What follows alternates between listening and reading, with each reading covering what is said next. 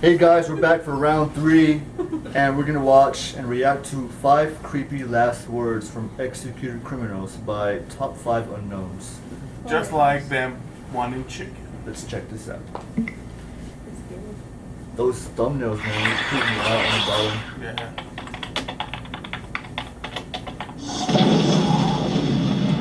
This was a request by one of our dedicated viewers, so in return I decided to do today's topic on 5 creepiest last words from executed criminals. Try and answer the question that I have for you guys at the end of the video. Number 5. John Jenkins, along with 3 other accomplices, were convicted felons who had escaped from jail and had ended up on Dr. Robert Wardell's estate. Dr. Wardell was a barrister who, along with his partner Wentworth, ran a private newspaper company called The Australian. The 2 men had spotted Jenkins along with 2 of his partners in the bush. The 2 men exchanged words, and Dr. Wardell was shot dead by Jenkins. A week later, the 3 men were apprehended and trialed. Jenkins revealed that his motive for killing Dr. Wardell were not for gains, but rather revenge for suffering countless beatings that he claimed to have received while serving time in Wardell's prison. He also added that Dr. Wardell was a tyrant. Jenkins was set to be executed on November of 1834. Right before his death, he muttered his last words, which were, "Let every villain shake hands with himself." Number 4. Robert Alton Harris was a murderer who in 1978 was charged with the murder of 2 teenagers in San Diego. The day of their murder, the 2 innocent boys, who were both 16 at the time, were good friends who at the time were sitting in a green Ford LTD eating a hamburger. The duo had a plan to celebrate their newly acquired driver license by going fishing. In the other hand, Robert Alton had a different plan that day, to rob a bank. Robert, who at the time was 25 years old, and his younger brother Daniel, who was 19, walked up to one of the boys and commanded the boy to drive them all the way to a lake. They had told the teenagers that they would use their car for a robbery. Once they got to their destination, the brothers ordered the boys to kneel down, where one of the boys began to cry. In response to that, Robert told the boys to stop crying and to die like men, then shot both dead. On the way to a different home, they finished the victim's half-eaten hamburgers. Then they went on to rob the Mira Mesa branch of San Diego Turn & Saving Bank and left with about $2,000. Robert Alton Harris was sentenced to death at San Quentin's, while his brother Daniel served 6 years and was released in 1983. Wow. Right before the execution of Robert, he whispered, "You can be a king or a street sweeper, but everyone dances with the Grim Reaper." He was then escorted into a gas chamber where his afterlife will be spent dancing with the devil. Number 3. John Amy Bell was a criminal who on July 19, 1881 was charged and convicted with the murder of Richard F. Taylor, a 13-year-old boy.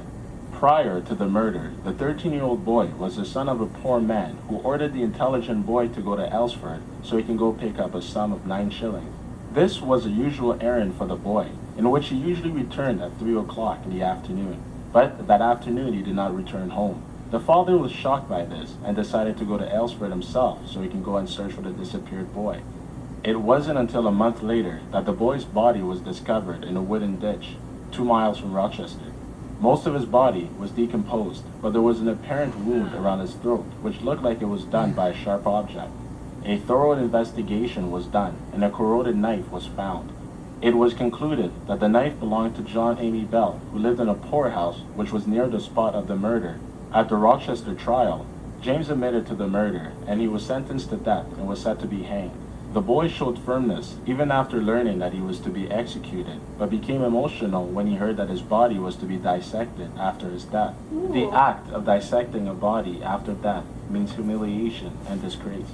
As he made his way to the scaffold, he said, "He, the murdered boy, is better off than I am now, don't you think, sir?" This was said in reference to his dissection that was to be done after his death.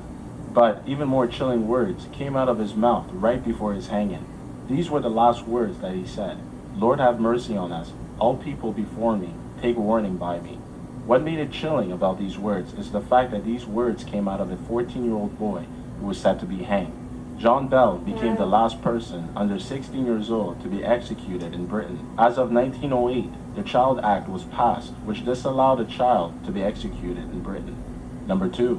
In 1991, Mario Benjamin Murphy was a 19-year-old Mexican hitman who was paid $5,000 to kill James Ratcliffe. This whole plan was organized by Jane Ratcliffe's wife and her boyfriend, all in the motives of claiming $100,000 in insurance policy. Murphy had recruited other people in order to carry out this murder. Mario's murder weapon was a steel pipe, which he had used to bash Navy Petty Officer James Head into pieces.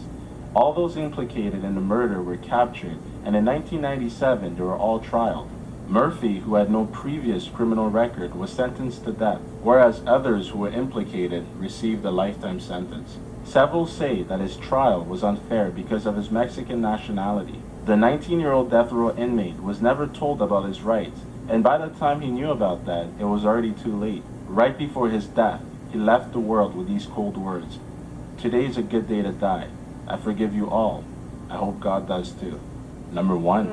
Aileen Wuornos was known as the most brutal female serial killer in the world. Her early and miserable past of being pregnant as a teen, raped, and having been raised by a grandfather who molested children and psychopath who later hanged himself in prison may have been the imprints which led her to her dark future. During the late 80s, she started working as a prostitute in Florida. She would hitchhike in the highway in order to pick up customers.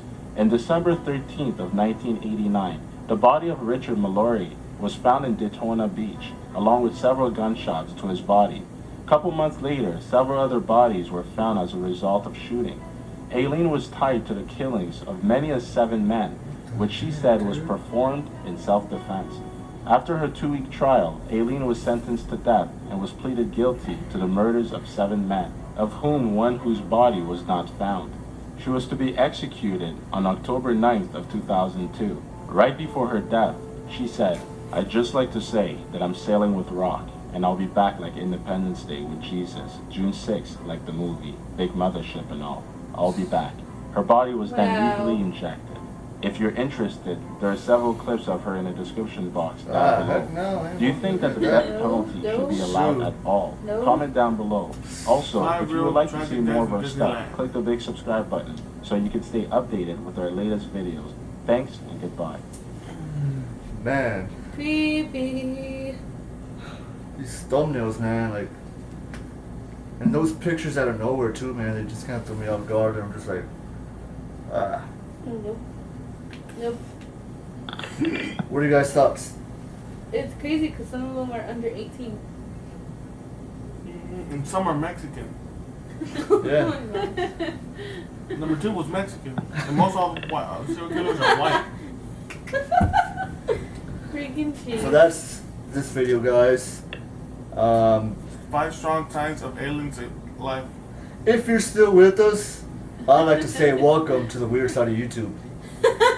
Seriously. So if you want to click on the next video on the right, you can click on Iggy Azalea's Freestyle. And if you want to go back to the regular side of YouTube, you can click on one of my other videos. Peace.